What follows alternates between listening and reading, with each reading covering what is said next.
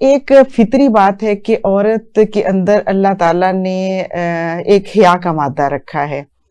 اور وہ by nature ہے. یعنی اگر آپ گھر کے اندر بھی محسوس کرتے ہیں نا کہ بچیاں جس طرح سے بڑی ہوتی ہیں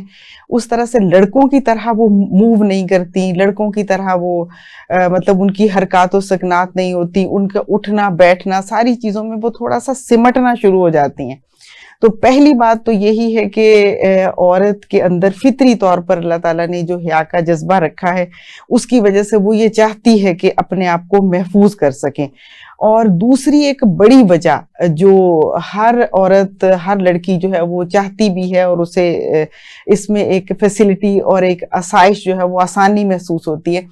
کہ اس وقت دیکھیں پوری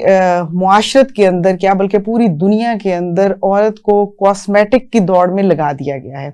اور اچھا وہ کاسمیٹک کی دوڑ میں جتنا بھی بھاگنے کی کوشش کرے لیکن وہ اسے کمپیٹ نہیں کر پاتی اور پھر بھی کہیں نہ کہیں وہ پیچھے رہ جاتی ہے. بلکہ وہ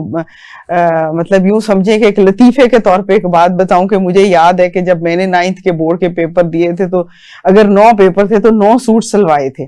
اچھا میری بچی جو ہے وہ 9th کے پیپر دینے گئی تو اس نے بھی 9 سوٹ بنوائے اس لیے کہ اور اب میرے بیٹے نے 9th کے پیپر دیے تو اسے کوئی فکر نہیں تھی کہ اس نے کیا ڈریس پہننا ہے نا. تو یہ ایک فطری سا وہ بھی دو مطلب ایک تو وہ بچنا چاہتی ہے اس کی فطرت کے اندر، دوسرا اس کی فطرت کے اندر زینت ہے کہ وہ بننا سنورنا بھی چاہتی ہے. اب یہ دو جو فطرتیں ہیں اس کے اندر اسے توازن قائم رکھنا ہے. تو اگر وہ اس کاسمیٹک دنیا کی دوڑ میں جبکہ اس کے اندر ایک بننے سنورنے کی حسرت خواہش موجود بھی ہے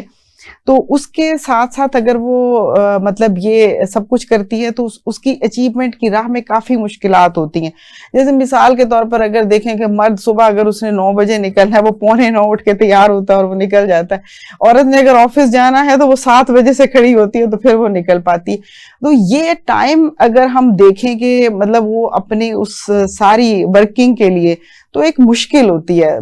مجھے لگتا ہے کہ یہی وہ بیسک چیز تھی جو لگی کہ اگر میں مطلب اپنی زندگی کے اندر ایک گھر کی ذمہ داری ہے اور اس کے ساتھ ساتھ آپ کی ایجوکیشن کی ذمہ داری ہے اور پھر آپ نے تعلیم دینی بچوں کو پڑھانے کی بھی ہے اور تربیت کی ذمہ داری بھی، ان سارے محاذوں پر اگر آپ نے چلنا ہے تو کہیں نہ کہیں سے آپ کو ٹائم کو کم کرنا ہے.